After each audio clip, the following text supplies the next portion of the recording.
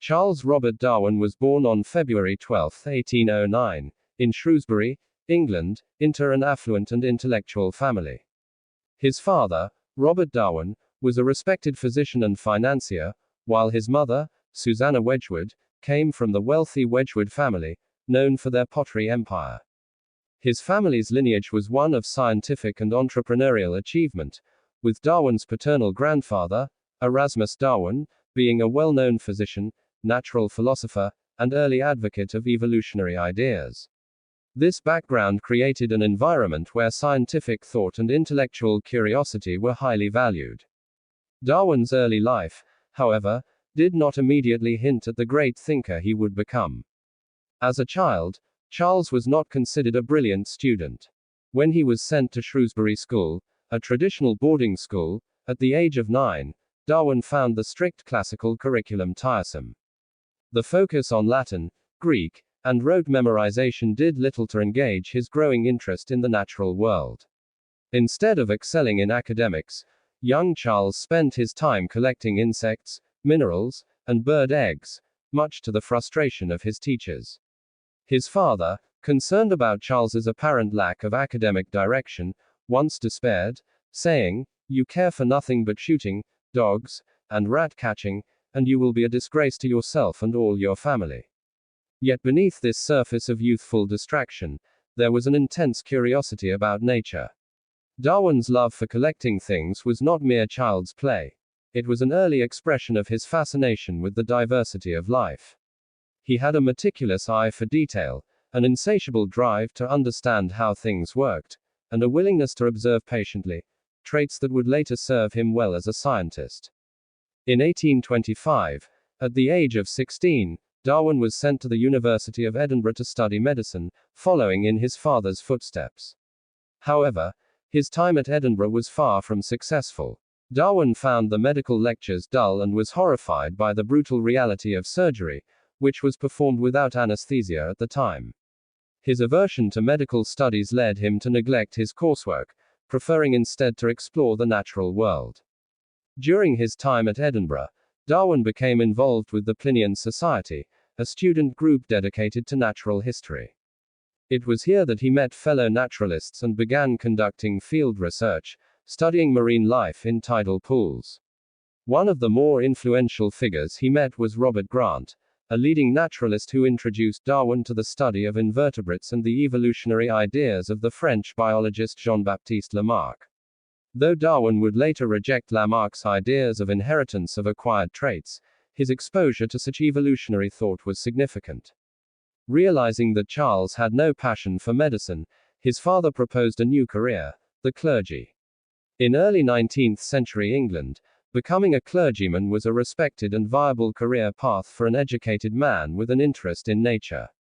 Natural theology, which sought to understand God's creation through the study of nature, was a common pursuit among clergymen. Reluctantly, Charles agreed, and in 1828, he enrolled at Christ's College, Cambridge, to study divinity. At Cambridge, Darwin was far more engaged than he had been at Edinburgh. Although he completed his theological studies, it was not religion that captured his imagination. Instead, it was the connections he made with prominent scientists, particularly botanist John Stevens Henslow, who became his mentor. Henslow introduced Darwin to the leading scientific minds of the time, including geologist Adam Sedgwick. Darwin also pursued his passion for collecting, spending countless hours studying beetles and other insects, which helped him develop his powers of observation and classification. Darwin's time at Cambridge marked a turning point in his life. Though he had agreed to pursue a career in the church, his heart was increasingly drawn toward natural history. He graduated in 1831 with a Bachelor of Arts degree, but before he could settle into life as a country parson, a chance opportunity came his way, one that would change his life and the course of science forever. In August 1831, John Stevens Henslow recommended Darwin for a position as a naturalist aboard HMS Beagle, a Royal Navy ship set to embark on a surveying expedition to South America. The voyage, originally planned to last 2 years, would ultimately span almost 5 years, from 1831 to 1836. Captain Robert Fitzroy, who commanded the Beagle, sought a gentleman companion who could also act as a naturalist, and Darwin, though young and inexperienced, was chosen for the role. Darwin's father initially opposed the idea, viewing it as a distraction from a more respectable career, but after persuasion from his uncle, Josiah Wedgwood, Robert Darwin relented. Thus, in December 1831, at the age of 22, Charles Darwin set sail aboard the Beagle, unknowingly embarking on the most significant journey of his life. The voyage of the Beagle took Darwin to various locations across the globe, including the eastern coast of South America, the Galapagos Islands, Tahiti, New Zealand, and Australia. It was during these years of exploration that Darwin began to gather the observations and specimens that would later form the basis of his theory of evolution.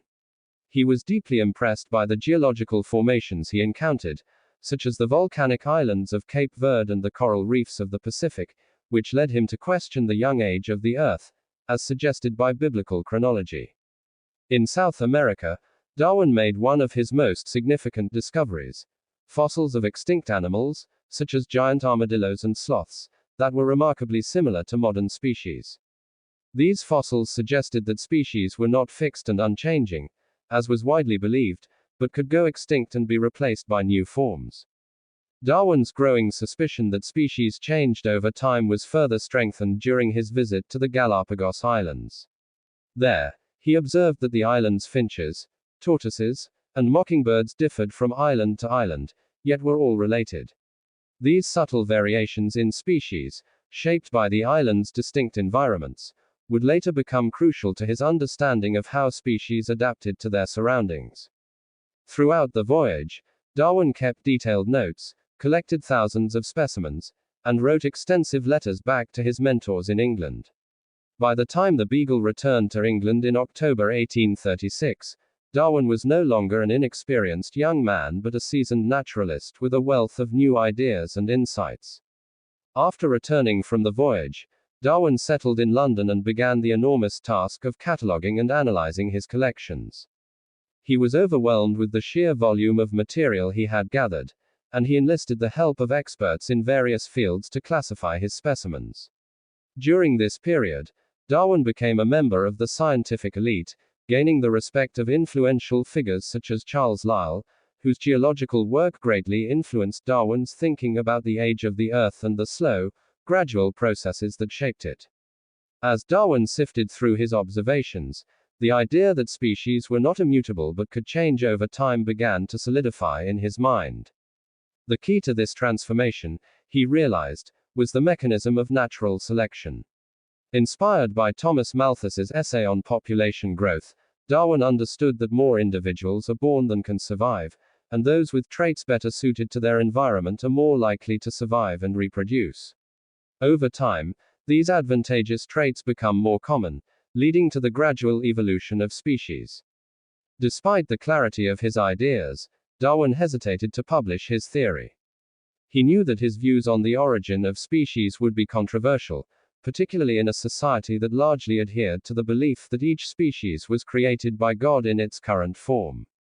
For nearly 20 years, Darwin kept his theory private, sharing it only with a few close colleagues. During this time, he continued to amass evidence, conducting experiments on barnacles, pigeons, and plants to further support his theory. In 1858, Darwin's hand was forced when he received a letter from Alfred Russel Wallace, a young naturalist working in the Malay archipelago, who had independently arrived at a theory of natural selection. Shocked by the similarity of Wallace's ideas to his own, Darwin was prompted to finally publish his work. In July 1858, Darwin and Wallace's papers were jointly presented to the Linnean Society of London, though neither man was present at the meeting. The following year, on November 24, 1859, Darwin published On the Origin of Species by Means of Natural Selection, a book that would forever change the world of science. The first edition sold out on the day of its release. Darwin's arguments were meticulously detailed and supported by a wealth of evidence, yet they challenged the fundamental beliefs of Victorian society. In this way, the story of Charles Robert Darwin is a tale of curiosity, perseverance, and one man's quest to understand the complexity of life. Born into a family of wealth and privilege, Darwin's journey took him from the countryside of England to the far-flung corners of the world, eventually leading him to formulate a theory that would forever alter our understanding of life on Earth. His life, marked by exploration. Now how's you know about Charles Darwin, what he was. For his respectable for let's make one like for it. And if you want more interesting unknown history like him make one subscribe for another interesting history. For now let's take a goodbye and have a nice life.